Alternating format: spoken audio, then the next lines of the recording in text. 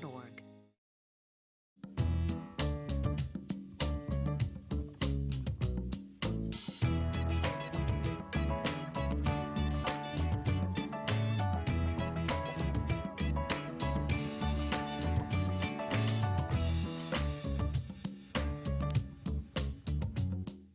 For 200 years, Montgomery, Alabama has been making history by people who had the courage to stand up for change.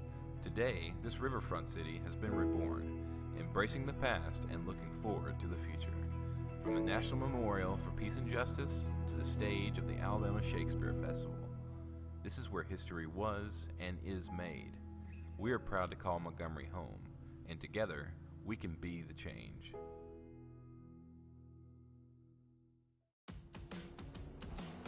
Don't worry, Ma, we'll be there soon. We? Is this the one? Well, let's say I found the one who takes me to another level. Always stays calm under pressure.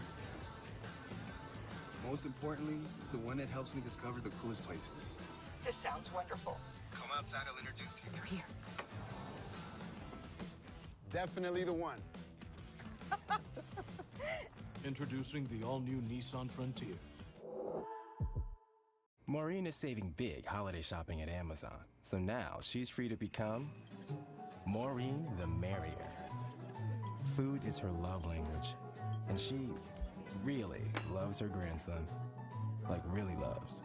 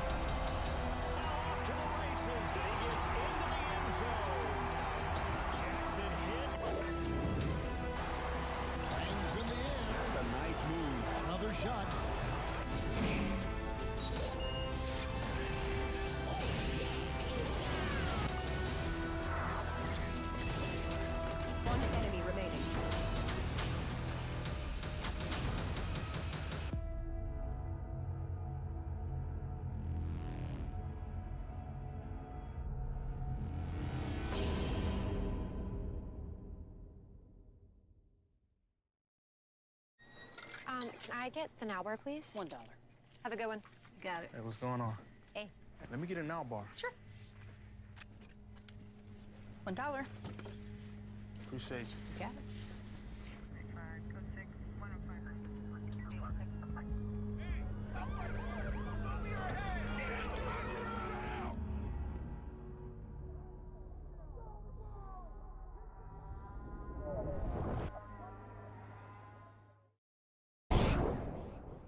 Follow the Black College Sports Network and all of our shows on YouTube.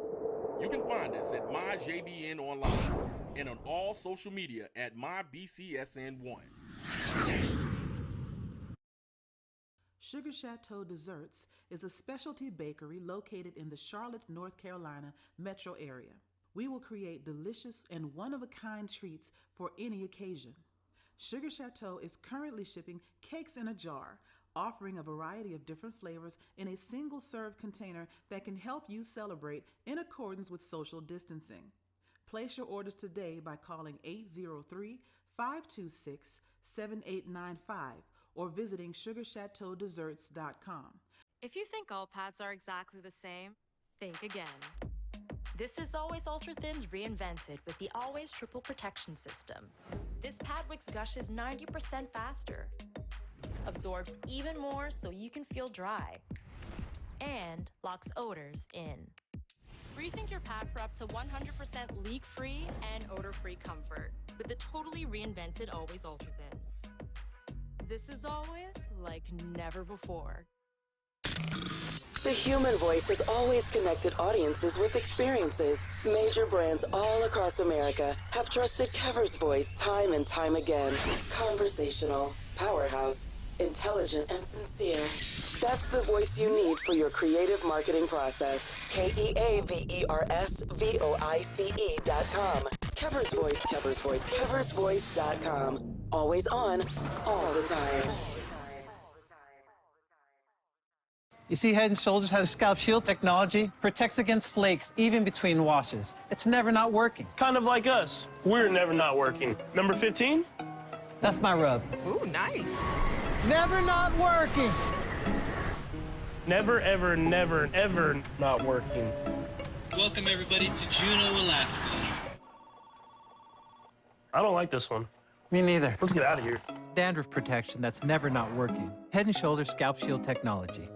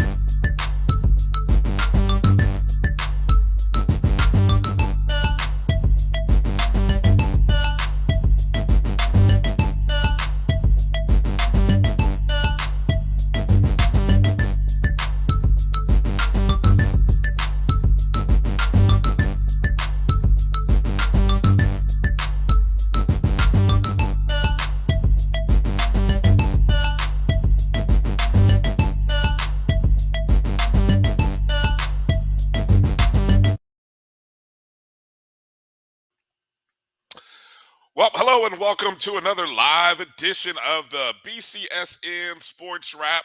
It's Brian Fulford here, and today, at least for the first segment, is our guest host, Jamie Walker. Jamie Walker, how you doing, my friend? I am doing quite well, sir. How are you? Hey, man, I'm doing well. A little road weary from the traveling. All up and down the turnpike and all of those places where I've been the last few days. But I made it here. So that's what counts. I'm telling you what, Jamie, I'm tired of rain. The month of September is, just a ridiculous rainy season down here in Florida. I don't know what it's like up there in your neck of the woods. I know you're living up in Georgia, in the Atlanta area, but I know down in Florida, I'm ready for this part of the season. I call it the September rainy season, and its effect on football games. I'm over it. I'm done. Man, I tell you, it's been an absolutely gorgeous week. You can kind of feel the fall in the air, the humidity not really being where it normally is. It was a little warm, but all week it has been gorgeous, man. I can't, I can't cry about the weather this week. So hopefully it, stay on this realm. It's been good for athletics around here in general, man. But the rain was, over the last month or so. So yeah, man, I understand totally what y'all feeling down there in Florida. Yeah, and then we get the rain, and then it doesn't. We don't get the cool weather at all. It just is sticky and muggy. So. Well, so coming up a little bit later here in the first hour, speaking of road traveling and weary travelers, AD Drew will be joining us fresh off the road as he was up in Tallahassee working, and so he'll be talking to us in the second half of the first hour, and then joining us at the top of hour two, helping us out, dishing out some grades from the top 10 performances, or I guess the top 10 teams, will be Joshua Sims. So we'll kind of go quad box, little Aggie Eagle mix up here. We'll kind of put the rivals in the same room and hope everybody can get along. We can get along, man. It's all love here. In the incomparable words of Rodney King, why can't we all get along? Right, exactly. I thought that I was sitting. I thought that very thing as I'm sitting there watching the Saints and Bucks game, and I'm just watching a melee break out. That unfortunately it went bad for the Saints after that. That one hurt my pocket a little bit. So thanks, Mr. Lattimore, and thanks, Jameis, for doing what you do, unfortunately. All right, Jamie, let me move off of that because you see, I'm still sore. I should be wearing black after the way my team performed up in Jacksonville. But anyway, we're here to talk about some college football, some HBCU football, Jamie. We don't want to get all, I have to get a drink if I start talking about that other team. But we got some big headlines in week 3. You and I will kind of break down some of the headlines from the FCS Division 1, and then come at the bottom of the hour, we'll get into talking about some of the headlines from out of the non-D1, and then do our grades and maybe pick ahead. But Jamie, look, we got a couple different big headlines.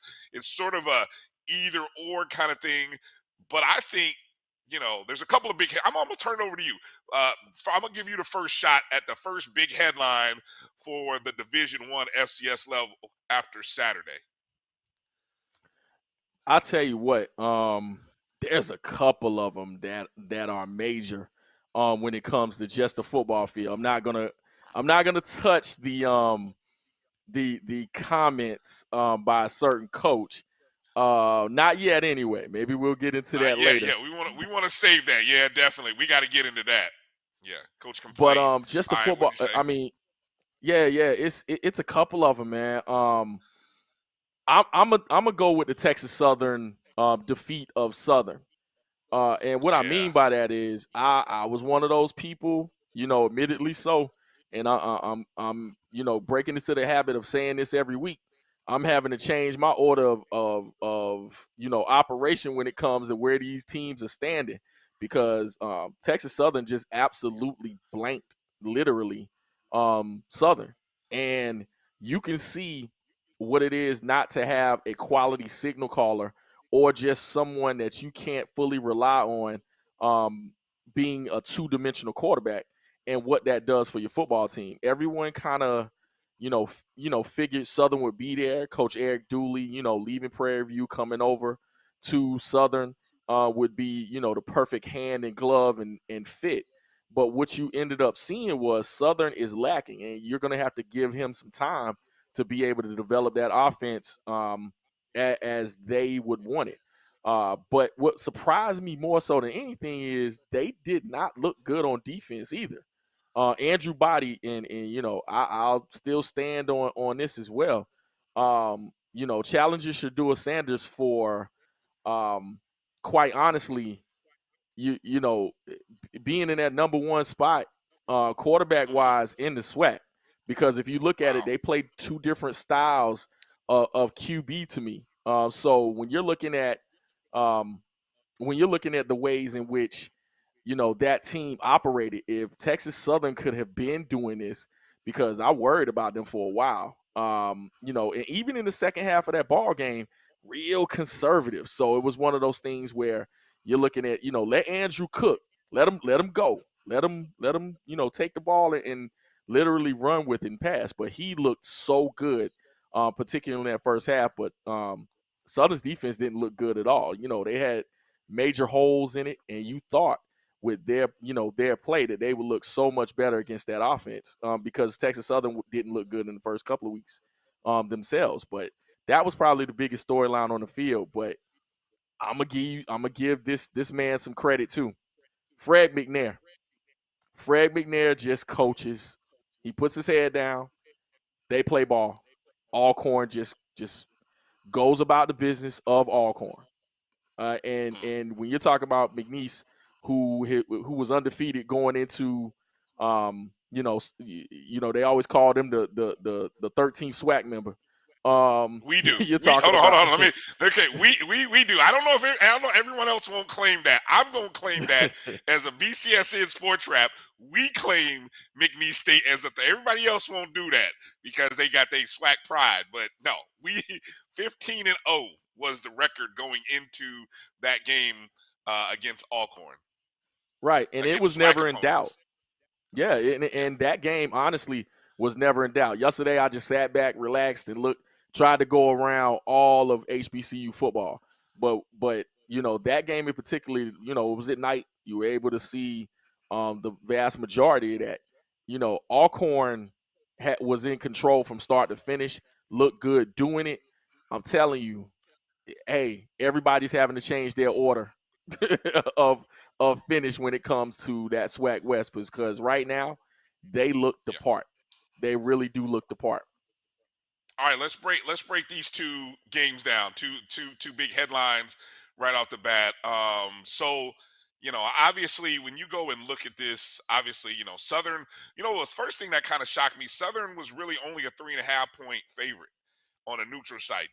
That's the first thing that kind of had my head scratching, and I was kind of like, really, only a 3.5 point? I thought it might have been a little bit more going in.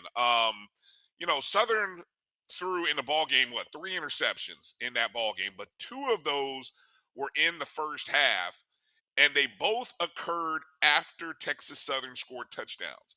So you talk about the significance of Texas Southern scores a touchdown. You try to come back and answer, boom, you throw an interception, give the ball right back to them. And I think on one of them, they threw an interception, and I know Texas Southern missed a field goal on one of them, but then on the second one, they ended up they ended up going into the half, but just missed opportunities off of scores.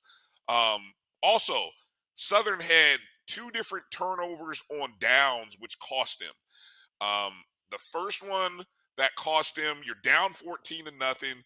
You're on the 2-yard line. 4th and goal at the 2, Jamie. I don't know. At that point, this is still early in the ball game, Jamie. This is still first quarter, I think. Are you taking the field goal just to get some points on the board? Or are you being greedy? That's, Southern went for it. They didn't come up with it. Later in the ball game, on in the second quarter, 4th and 7 at the Texas Southern 45, they end up turning it over on downs again. This one cost them because Andrew Body hits a 53-yard touchdown pass to Richard Garcia. Other than that, Jamie, this game was really as even as I could.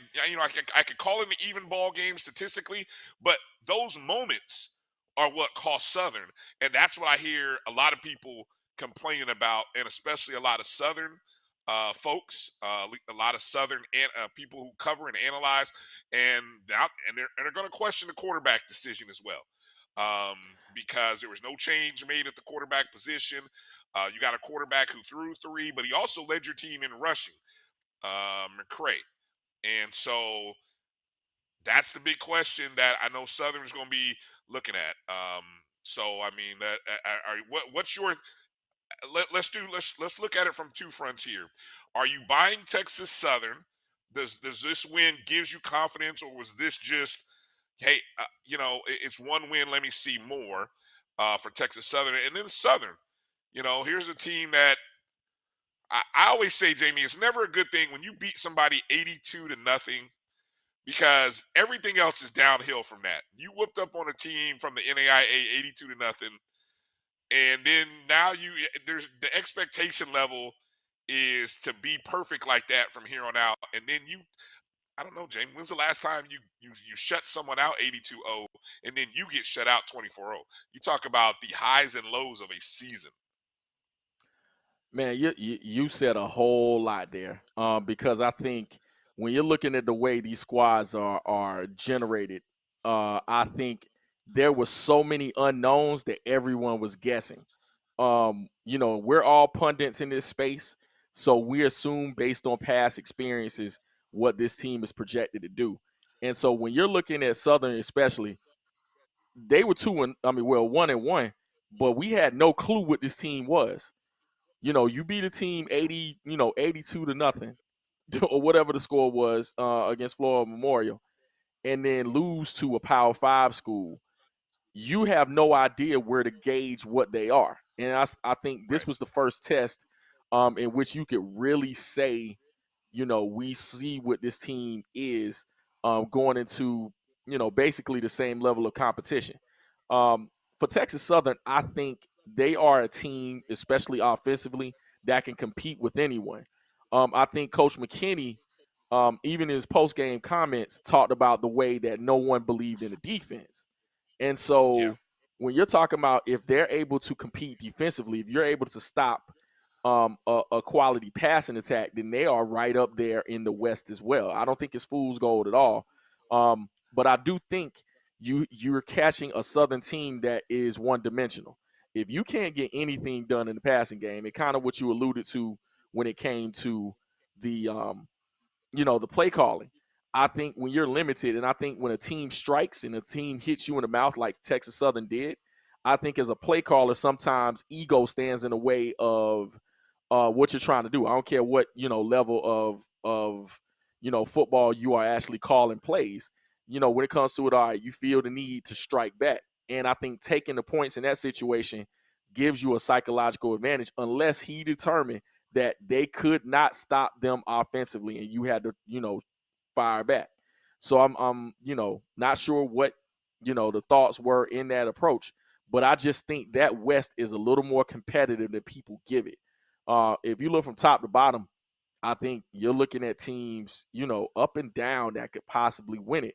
I think when you looked at the Texas Southern PV game, it's a thing of they were going back and forth, but PV and being able to just only throw, not complete a pass and still win the game, you can see how difficult it is and just how difficult it'll be to score on that squad. So, right now, I still think you have a bunch of question marks. I think all teams have a bunch of question marks with their signal caller, except for a couple of people. Even, Alcorn, their quarterback played well in this game and really was able to move in a methodical manner. They took his skill set and was able to create a game plan, a really good offensive game plan to kind of mix up Nico Duffy and a couple of other folks.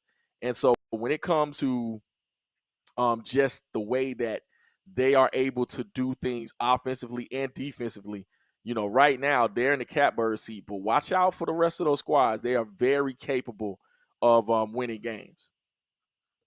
I back at the beginning in the preseason, I actually picked Texas. Now this is weird. I picked Texas Southern to, I think, win their first 4 conference games. Meaning, I did expect them to beat Prairie View at the beginning of the year. I did think they would beat Southern, and then the next 2. It was the second half of the conference schedule that I predicted might be tougher for Texas Southern. I think I had them at 4-4, somewhere like that. So I mean, the story's still to be written, but it's a good start. Let's jump over to that Alcorn McNeese State game. And again, we already spelled it out. 15 in a row by McNeese State over SWAC opponents. They beaten Alcorn 4-0 in the series. So this might be, if you call the Southern game 1A, this is 1B, or however you want to flip it. Maybe this is 1A, that's 1B, because we talk about the SWAC getting wins over HWCUs within the FCS level. Let's not even talk about the FBS level, but just within the FCS level. And now I think for now the 3rd consecutive week, there's been a win by a SWAC school. But just in general by an HBCU. I'm just trying to do the math. I know we got a couple of MEAC wins we'll talk about here shortly, but a good win overall for Alcorn, and especially after losing a game that was in their grasp against Stephen F. Austin, right? That game was in their hands, and it just kind of slipped through, right? So now you get a chance where they just jump out to a nice sizable lead. 21-3 at the half. It got a little tight, got a little closer there into the 3rd quarter. I believe it's 24-17, and then Alcorn kind of closed it out with a pair of field goals, some good defense. Just kind of looking at the box score, I think the primary difference in the ball game: 2 interceptions. Alcorn wins the turnover battle 2-1, and they don't kill themselves. And Jamie, how many times do we talk about in order to beat the other FCS conferences, you can't give them opportunities. You can't start slow. You can't give them the ball. So Alcorn showed up, especially after the disappointing, I mean, very disappointing loss to Tulane a week ago. Big win for Alcorn. Well, I think when you're talking about Alcorn, I think they're focused and just ready to go back and ascend back into the space that they feel that's rightfully theirs. I think when you're looking at this team, again, kudos to to Coach McNair and that squad. They just put their head down and go to work.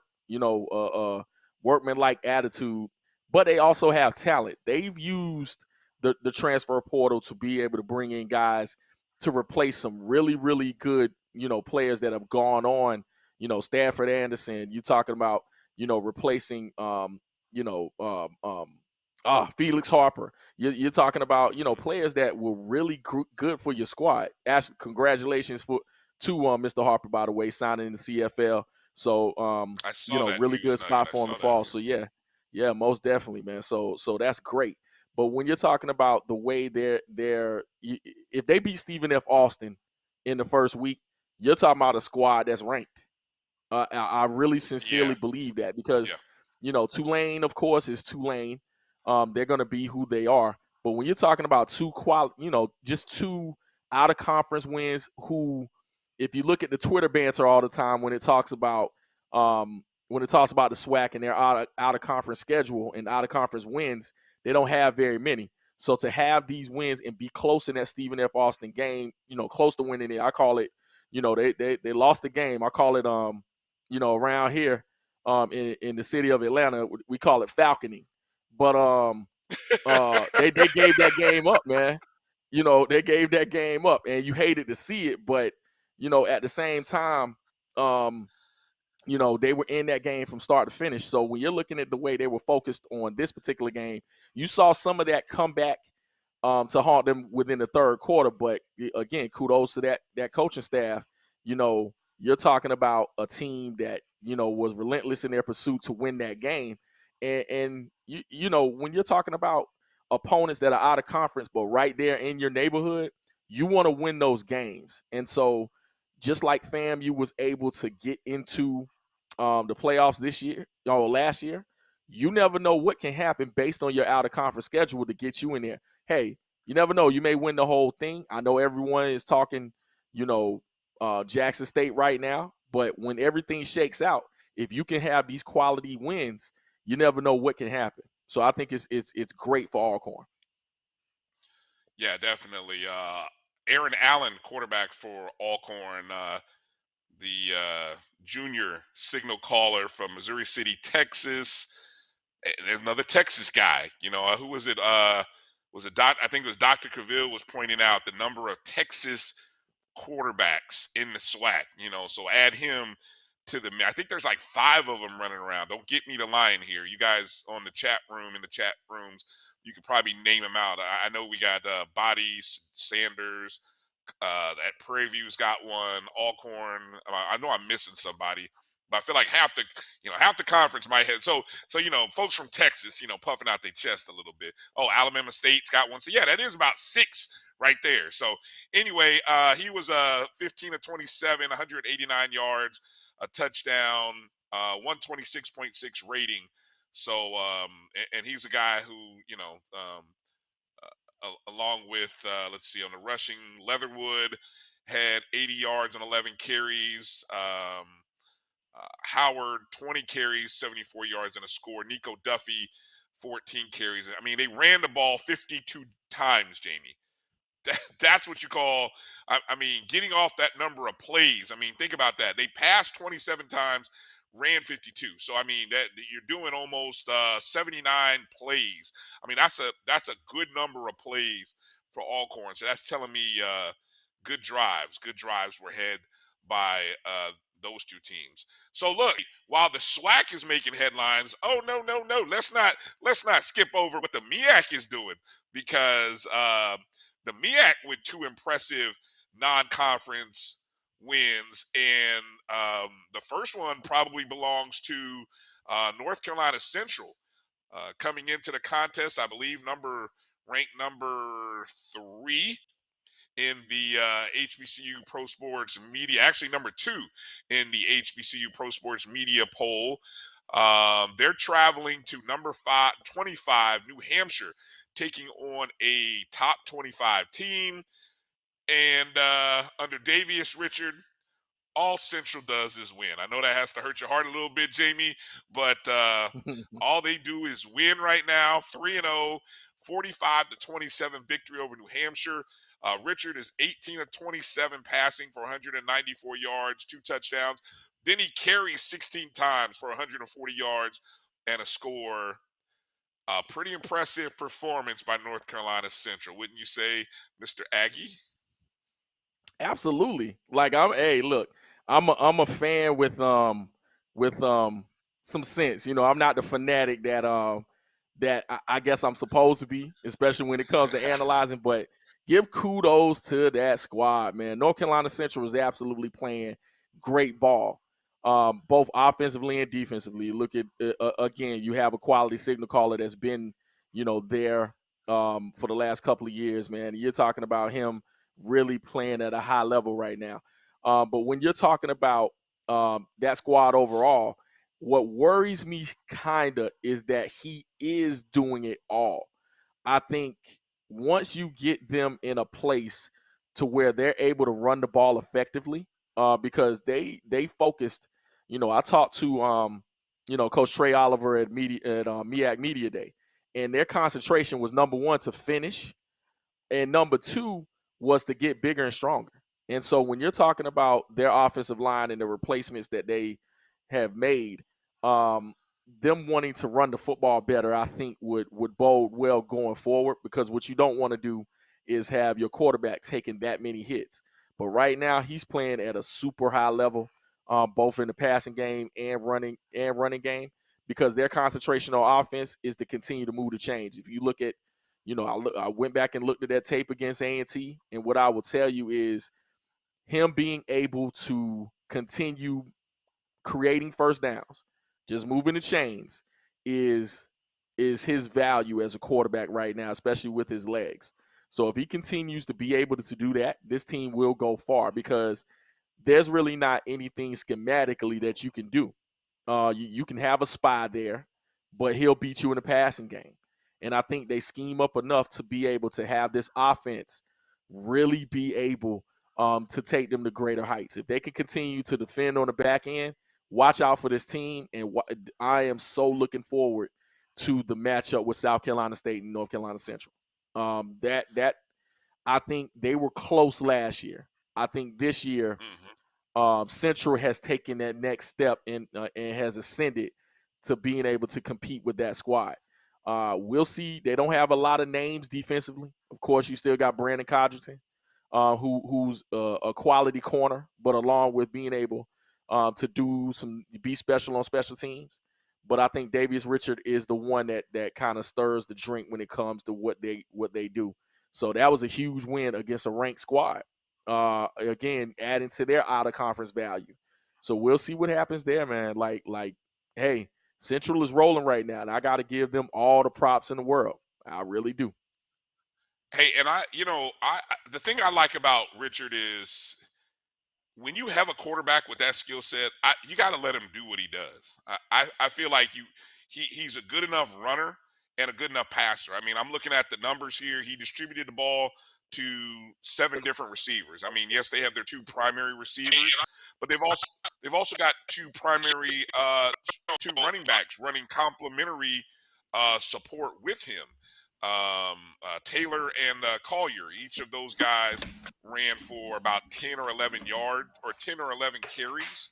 Jamari Taylor had 2 touchdowns rushing, but he's got a couple receivers that he hit for 5 and 6. So I mean, it may look like it's heavy in terms of one guy control, but he still threw the ball 27 times, right?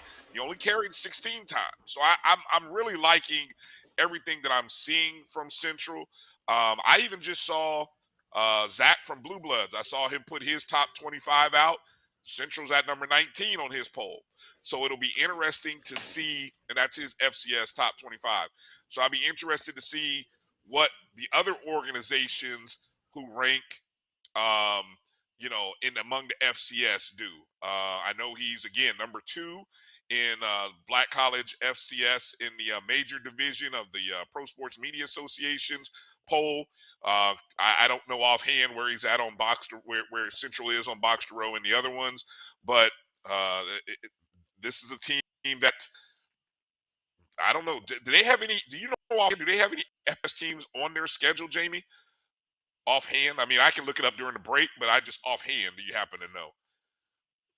Do they have any what? I missed that end of it. Any FBS teams? Do they have any? I didn't see any on their.